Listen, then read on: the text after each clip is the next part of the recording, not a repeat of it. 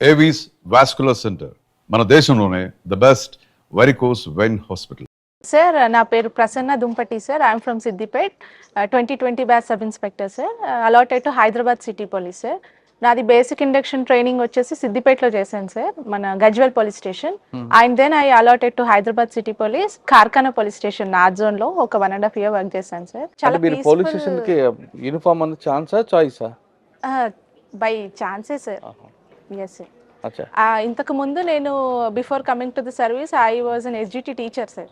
8 years teacher. Diploma in education చేశాను sir. DEd complete చేసి DSC లో 2017 లో నేను స్కూల్ టీచర్ గా పనిచేశారు. yes sir, I have 4 years of experience. అంటే బెత్త మొదలు లాఠీ పట్టుకున్నారు. yes అయితే దాని తర్వాత ఈ back to police service. Karkhana police station లో ఉన్నప్పుడు మాకు ఎక్కువ ఛాలెంజింగ్ గా వచ్చేసి సర్వెంట్ థెఫ్ట్లు బాగా అవుతుంటాయి సార్. అంటే నేపాలీస్ వాళ్ళు వైఫ్ అండ్ హస్బెండ్ అని చెప్పేసి మామూలుగా బతకడం కోసమని కార్ఖానా లిమిట్స్కి చాలా మంది వస్తుంటారు సార్. వచ్చేసి రెక్కీ చేసుకొని కొంచెం మంచి హౌసెస్ ఏమైనా ఉన్నాయి అంటే మొత్తం రెక్కీ చేసుకొని ఆల్ ఆఫ్ సడన్ 1 night లో మొత్తం స్టోల్ చేసుకొని వెళ్ళిపోతారు సార్. ఎస్ సార్, అట్లాంటి కేస్ స్టడీస్ చాలా ఉన్నాయి సార్ కార్ఖానాలో. నాకు పర్సనల్గా ఒక ఎక్స్పీరియన్స్ ఏంటంటే సార్, నేను నైట్ డ్యూటీలో ఉన్నప్పుడు I have received a call sir. అంటే మేము కమ్యూనిటీ పోలీసింగ్ చేసేటప్పుడు ఏంటంటే మా నెంబర్స్ షేర్ చేస్తుంటాం సార్. ఒక నైట్ నాకు అట్లా కాల్ వచ్చింది. లక్కీగా నేను ఆ నైట్ డ్యూటీలో ఉన్నాను. డ్యూటీలో ఉన్నప్పుడు ఇలాగా మా ఇంట్లో ఎవరో వచ్చినట్టుగా అలజడ్ అవుతుంది అని చెప్పేసి వాళ్ళు ఓనర్స్ ఇన్ఫార్మ్ చేసినప్పుడు మేము రెడ్ హ్యాండెడ్గా ఒక నేపాలీ గ్యాంగ్ని పట్టుకున్నాం సార్. ఒక 16 lakhs ఆఫ్ అమౌంట్ని ఇంటాక్ట్గా మేము రికవరీ కూడా చేయగలిగినాము. అది కొంచెం ఛాలెంజింగ్ టాస్క్ సార్ కార్ఖానా. మా ఛాలెంజ్ మీరు బ్రేక్ చేశారు, సంతోషం. కానీ అక్కడ పబ్లిక్ కి నేపాలీ వాళ్ళు కానీ బీహార్ వాళ్ళు కానీ పెట్టుకున్నప్పుడు వాళ్ళ ఆధార్ కార్డ్ పెట్టుకోవాలి, వాటి మీద ఎవరిదో ఉండవు అవి. Yes sir. ఆ తర్వాత మేము మాక్సిమం కమ్యూనిటీ పోలీసింగ్ మీటింగ్స్ పెట్టేసి మొత్తం డేటా తీసుకున్నాం సార్. ఎవరెవరైతే వర్కర్స్ ఉన్నారు, ఎంప్లాయీస్ ఉన్నారు, వాళ్ళ ఆధార్ చెకింగ్ అంతా కూడా యాజ్ ఎ పోలీస్ ఆఫీసర్గా మేము పర్సనల్గా మానిటర్ చేసి ఎవరిదైనా సస్పెక్ట్ ఉన్న వాళ్ళని కూడా వెళ్ళిపోమని కూడా చెప్పాం సార్.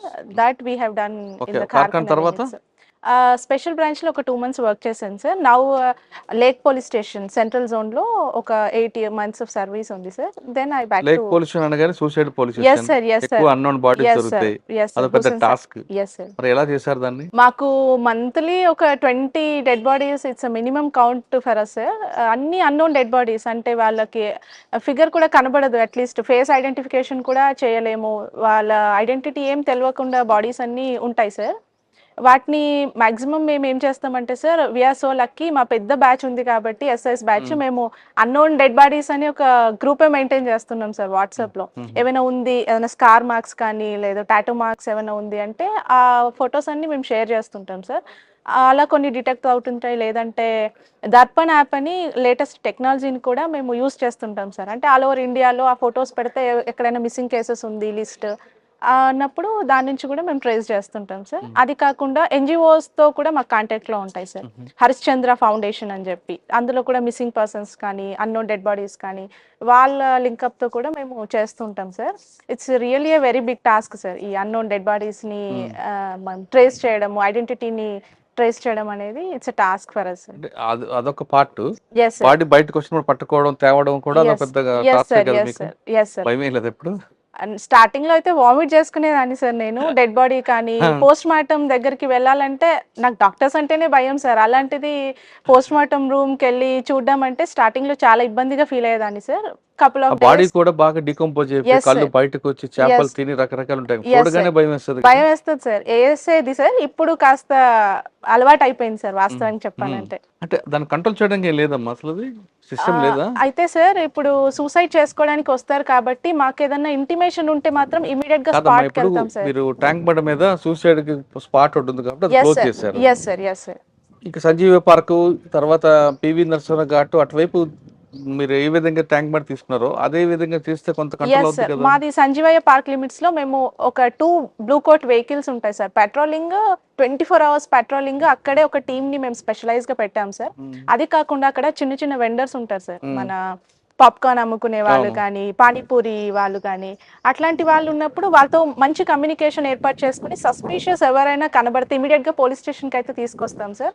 అలా చాలా మందిని సేవ్ చేయగలిగాం సార్. వాస్తవానికి చెప్పాలంటే సూసైడ్ చేసుకోవడానికి వెళ్తున్నారు, మూడ్ ఆఫ్లో ఉన్నారు, ఒంటరిగా ఒక 2 hours కూర్చొని ఉన్నారు పార్క్లో అన్నప్పుడు మా టీం వెళ్ళి ఇమీడియట్గా వాళ్ళని తీసుకొచ్చి కౌన్సిల్ చేస్తారు. రీజన్ ఏముంది సార్? లవ్ ఫెయిలియరా లేదా చాలా అయితే ఫినాన్షియల్ వస్తున్నాయి సార్. ఇప్పుడు ఎంగేజ్ పిల్లలు అయితేనేమో మాకు స్టడీస్ అవ్వట్లేదు, మా ఇంట్లో ప్రెషర్ అవుతుంది, లేదంటే లవ్ అఫైర్స్ కూడా చెప్తున్నారు సార్. అదే కొంచెం 35-40 ఏజ్ గ్రూప్లో ఎక్కువగా ఫినాన్షియల్ సంబంధించి డిప్రెషన్లోకి వెళ్ళిపోవడము, ఫ్యామిలీ డిస్టర్బెన్సెస్, ఈ మ్యారిటల్ అఫైర్స్ అవి కూడా వస్తున్నాయి సార్ చాలా వరకు. లేక్ పొల్యూషన్ తర్వాత now I mean the PTC sir. ఇక్కడ ఓవరాల్ గా ఏం జరుగుతుంటాయి సార్? ఇక్కడ అయితే క్యాంపస్ వచ్చేసి 40 acres ఆఫ్ క్యాంపస్ ఉంది సార్ మన దగ్గర. మనకి ఇండోర్ బ్లాక్ అని, అడ్మినిస్ట్రేషన్ బ్లాక్ అని, బెల్లా ఫార్మ్స్ అని, మెస్ బ్లాక్ అని, ఫైరింగ్ రేంజ్ అని, ఇలా రకరకాల బ్లాక్స్ ఉంటాయి సార్. ఓవరాల్గా మన ఇండోర్ బ్లాక్లో వచ్చేసి వెల్ ఎక్విప్డ్ అడ్వాన్స్ ప్రొజెక్టర్స్ అన్ని యూజ్ చేసి వాళ్ళకి ఇండోర్ క్లాసెస్ అవి చెప్తుంటాం సార్.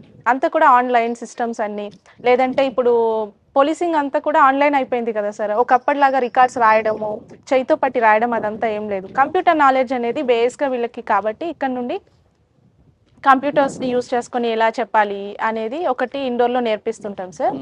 అది కాకుండా ఫైరింగ్ రేంజ్ అనేది మనకి ఇండోర్ ఫైరింగ్ రేంజ్ ఉంది సార్. దాంట్లో షార్ట్ రేంజ్ వెపన్స్ అంటారు. షార్ట్ రేంజ్ వెపన్స్ నుంచి ఎలా ఫైరింగ్ చేయాలి అండ్ హోల్డింగ్, ఎలా వెపన్ని ఎలా హోల్డ్ చేయాలి, వాటి సేఫ్టీ ప్రికాషన్స్ ఏముంటాయి.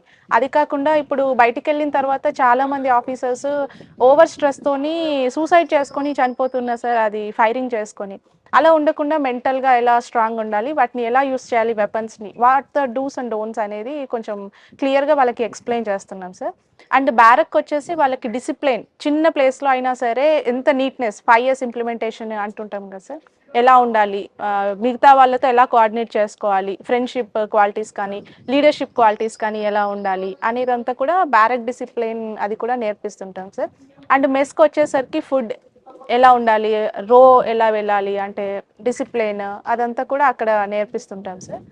These are all running here. అది కాకుండా ఎస్ సార్, ఇక్కడ పీటీఓస్ ఉంటారు సార్, ట్రాన్స్పోర్ట్ ఆర్గనైజేషన్కి సంబంధించి. వాళ్ళకి డ్రైవింగ్ ట్రాక్ కూడా మనకి కొత్తగా ఎస్టాబ్లిష్ అయింది సార్. ఇక్కడ H కానీ 8 కానీ వాటికి టెస్ట్ చేపించి ఇక్కడే లైసెన్సెస్ కూడా ఇప్పించే ప్రయత్నంలో మా ప్రిన్సిపల్ సార్ ఉన్నారు సార్.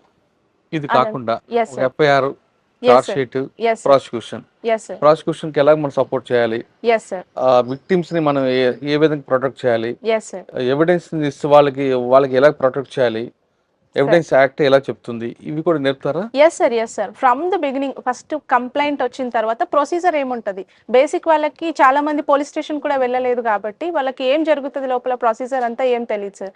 కంప్లైంట్ రిసీవ్ చేసుకున్న తర్వాత what is the procedure, FIR ఎలా అవుతుంది, ఏ కేసెస్లలో FIR చేయొచ్చు, వేటిని చేయలేము, ఎక్కడ ఎంతవరకు లిమిట్ ఉంటుంది, సివిల్ కేసెస్లలో యాజ్ ఎ పోలీస్ ఆఫీసర్గా మన లిమిటేషన్స్ ఏంటి, ఇప్పుడు జాగ పంచాయతీ వచ్చింది మనమే మాట్లాడి సెటిల్ చేయొచ్చా చేయరాదా, వీటన్నిటిపైన సెన్సిటైజ్ చేస్తాం సార్.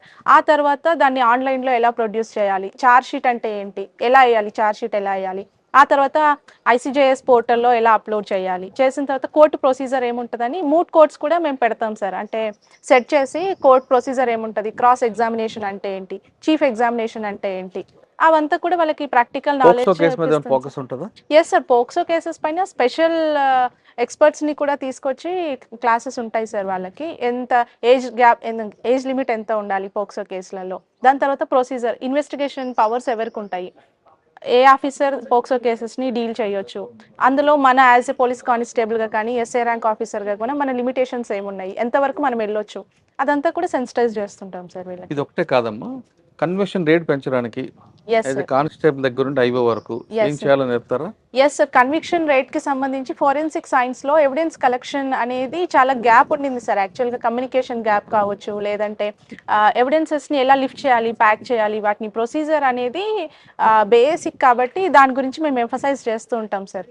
కన్విక్షన్ రేట్ పెంచాలంటే విట్నెసెస్ ని ఎలా సెక్యూర్ చేయాలి, పంచెస్ ని ఎలా పెట్టాలి, ఐ విట్నెస్ సాక్షులు అనే వాళ్ళు ఉంటారు, ఎవరెవరిని తీసుకోవాలి, వాళ్ళకి ఎలా బ్రీఫ్ చేయాలి, అది కాకుండా Part 2 వాళ్ళ స్టేట్మెంట్స్ రాసేటప్పుడు ఏమేమి తీసుకోవాలి, స్టేట్మెంట్లో వాళ్ళ యొక్క ఏం డీటెయిల్స్ రావాలి, ఎంత క్లారిటీ ఉండాలి అనేది కూడా మేము ప్రాక్టికల్గా చేసి చూపిస్తుంటాం సార్ వాళ్ళకి. పోలీస్కి ప్రాసిక్యూషన్ మధ్య ఒక గ్యాప్ ఉంటుంది. ఎస్ సార్, ఆ గ్యాప్ ఉండబట్టే కన్వర్షన్ రేట్ పడిపోతుంది. పడిపోతుంది. ఎస్, ఆ గ్యాప్ కంట్రోల్ చేయడానికి ట్రైనింగ్ ఇస్తున్నారా మీరు? Yes sir.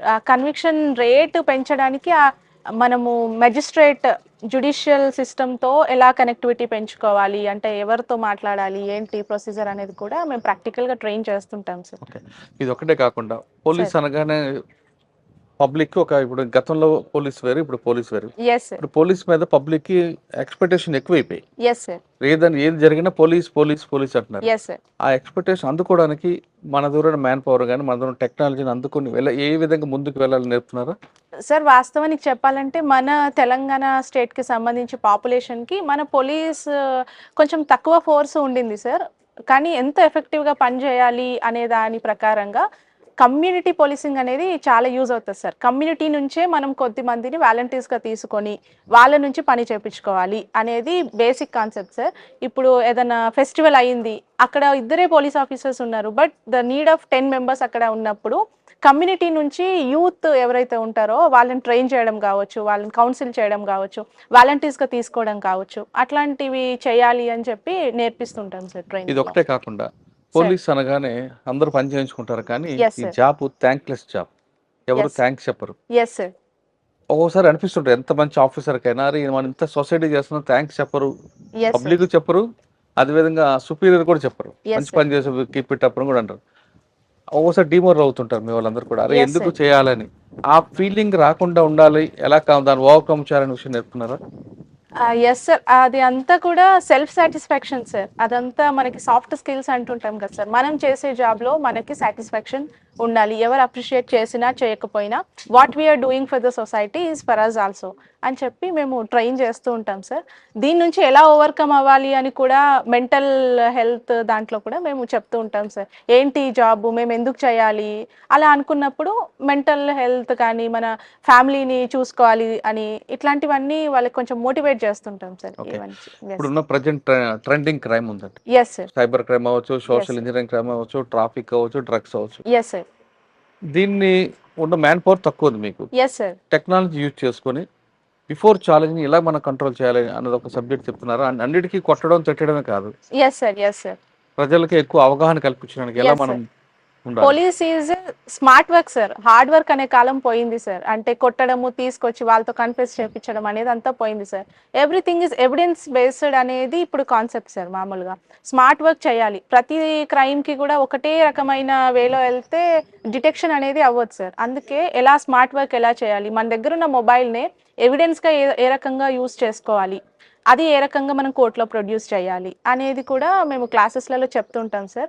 అందు బేసిక్గా సైబర్ అవేర్నెస్ అనేది చాలా ఎక్కువైపోయింది సార్. కాబట్టి ఇప్పుడున్న కొత్త బ్యాచ్ ట్రైనీస్కి సైబర్ అవేర్నెస్ కావచ్చు, సేఫ్టీ ప్రికాషన్స్ కావచ్చు, ఈ dos and don'ts with cyber అనేది కూడా మేము స్పెషల్ క్లాసెస్గా తీసుకొని చెప్తుంటాం సార్. ఓకే, పోలీస్ అనగానే ఒక ఇమేజ్ ఎస్ పోస్టర్. సార్, ఆ ఇమేజ్ పోస్ట్ అంటే మీరు యూనిఫామ్లో సర్వీస్లో అంటే యూనిఫామ్ డ్యూటీలు ఉన్నప్పుడు కాకుండా సార్. మీ ఇంపాక్ట్ ఇంటి దగ్గర కూడా పడుతుంది. ఎస్ సార్, మీరున్న చుట్టుపక్కల పరిసర ప్రాంతాలకు కూడా పోలీస్ అని ఆఫీసర్ ఉన్నారంటే వాళ్ళు కొంచెం గుండె ధైర్యంతో ఉంటారు. ఎస్ సార్, మీరు చేసే మంచి పని వాళ్ళు యాక్సెప్ట్ చేస్తారు, చెడ్డ పని కూడా ఎక్కువ ఎక్స్పోజ్ చేస్తారు. మంచి Yes, పని sir. ఎక్కువ చెప్పరు, కానీ ఎస్ మీరు ఏదో ఒక చిన్న ఇష్యూ జరిగింది అనుకోండి, ఇప్పుడు పోలీస్ అని మనం భయపెడుతుంది, పోలీస్ అని గర్వం ఎక్కువ అని చూపిస్తారు. అంటే మీ షాడో కూడా మీ మీద చూపిస్తుంటుంది. ఎస్ సార్, ఆ షాడోని మనం ఎలా కవర్ చేసుకోవాలి, దానికి ఒక షీల్డ్ ఏంటి అని చెప్పారు. అంటే బయట అంటే యూనిఫామ్లో ఉన్న officer yes sir, private life కూడా దీని మీద ఇంపాక్ట్ అవుతుంది. Yes sir. ఆ ఇంపాక్ట్ పడకుండా ఎలా మన బిహేవియర్ ఎలా ఉండాలి, బిహేవియర్ ఏ విధంగా చేంజ్ అవ్వాలి అని. పర్సనల్ లైఫ్ అండ్ వర్క్ని బ్యాలెన్స్ చేసుకోవాలి సార్. అంటే వన్స్ డ్యూటీలో ఉన్నప్పుడే పోలీస్ ఆఫీసర్ సార్. ఇంటి దగ్గరికి వెళ్ళిన తర్వాత we should B A mother, we should B a daughter, అలా మన రోల్స్ ఏవైతే ఉంటాయో ఆ రోల్కి మనం స్టిక్ అయ్యి ఉండాలి సార్. మనకున్న టైంని అంటే కొంచెం. అదొకటే కాకుండా మీరు ఒక కాలనీలో ఉన్నారనుకోండి, ఎస్ సార్, మీరు కరెక్ట్ గా ఉన్నారంటే మీ మీద ఇంప్రెషన్ మిగతా కాలనీ వాళ్ళందరూ కూడా మీకు గౌరవిస్తారు. ఎస్ సార్, మీరు ఏమాత్రం యాటిట్యూడ్ డిఫరెన్స్ ఉందంటే కాలనీ వాళ్ళందరూ shade కూడా వచ్చేస్తుంది. మిమ్మల్నే కాదు పోలీస్ అని ఒక తిడతారు. అది ఆటోమేటిక్ గా పోలీస్ మీద పడుతుంది ఇమేజ్. ఎస్ ఆ డ్యామేజ్ కాకుండా ఉండాలంటే ఎలా మనం బిహేవ్ చేయాలంటే సర్వీస్ లో ఉన్నప్పుడే కాకుండా బయటకు వచ్చినప్పుడు కూడా ఎలా మనం బిహేవ్ చేయాలని చెప్తారా?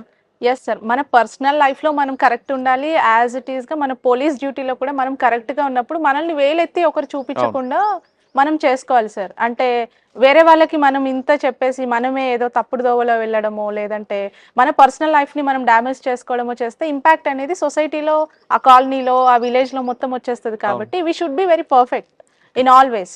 Okay. Yes sir. Professional, personal. Yes sir. ఇప్పుడు ప్రసన్న కానీ లేదా పల్లవి కానీ పోలీస్ ఆఫీసర్ ఎస్ ఇంటికి వెళ్ళిన తర్వాత ఒక భార్యగా, అత్తగా, కోడలుగా, మాడబొడ్డగా, అన్ని అమ్మగా అన్నీ ఉండాలి. ఎస్ ఈ రెండు ఎలా బ్యాలెన్స్ చేసుకోవాలి మనకు అన్నది కూడా నేర్పుతున్నారు అమ్మాయిలకి. ఎస్ సార్, అవన్నీ కూడా నేర్పిస్తున్నాం సార్. యాక్చువల్గా మా దగ్గర ఫీడింగ్ మదర్స్ కూడా ఉన్నారు సార్. ఇప్పుడు స్పెషల్ బ్యాచ్లో ఒక 20 మెంబర్స్ వరకు మదర్స్ కూడా వచ్చారు. వాళ్ళకున్న క్వాలిటీ టైం మాకు ఉండేదే కొంచెం తక్కువ టైం కాబట్టి ఫ్యామిలీతో గడపడానికి దాన్ని క్వాలిటీగా ఎలా మలుచుకోవాలి, ఎవరితో ఎలా బాండింగ్ అనేది ఎలా ఏర్పాటు చేసుకోవాలి, కమ్యూనికేషన్స్ అనేవి ఎలా పెంచుకోవాలి ఫ్యామిలీ మెంబర్స్తో అనేది కూడా స్పెషల్గా వాళ్ళకి ఉమెన్ ఆఫీసర్స్ కూడా సపరేట్ సెషన్స్ తీసుకొని నేర్పిస్తూ ఉంటాం సార్.